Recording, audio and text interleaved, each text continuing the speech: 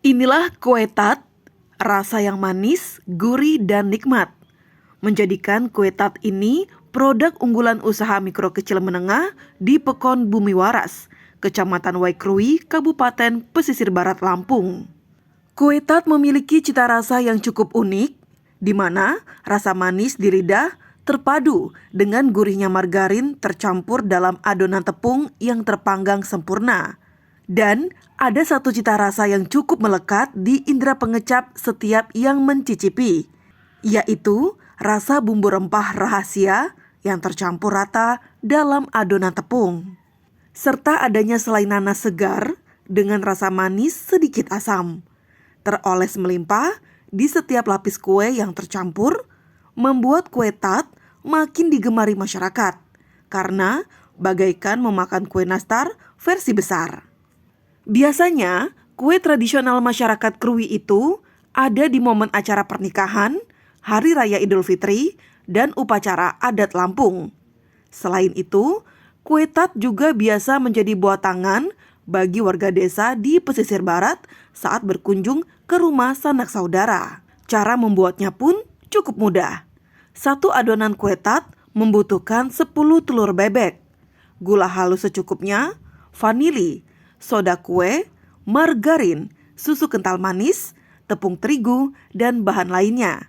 Lalu setelah tercampur rata, adonan dicetak satu persatu. Setelah itu, dioleskan selai nanas dan ditutup adonan lagi. Langkah terakhir, adonan teratas dicubit secara manual membentuk pola tertentu menggunakan alat khusus. Lalu baru di oven dengan api yang diatur sesuai suhu agar matang secara merata. Setelah kue mengembang setengah matang, kue dioles dengan kocokan telur agar warna kue menjadi cerah. Lalu di oven kembali.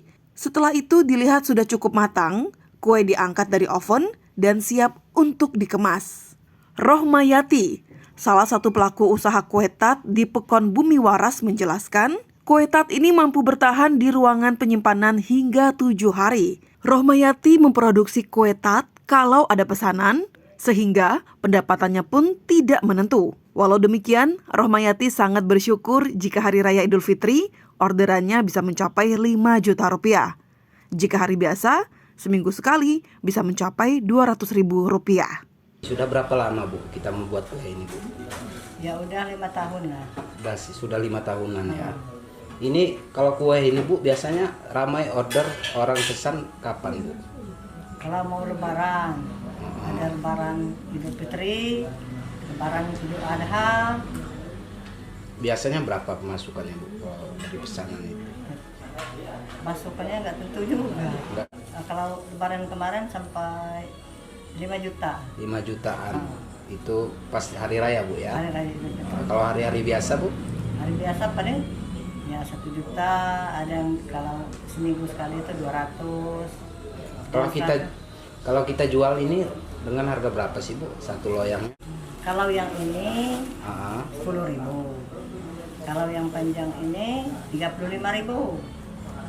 Untuk apa penjualannya Bu? Biasanya Ibu ngejual kemana aja Bu? Jual online. Online.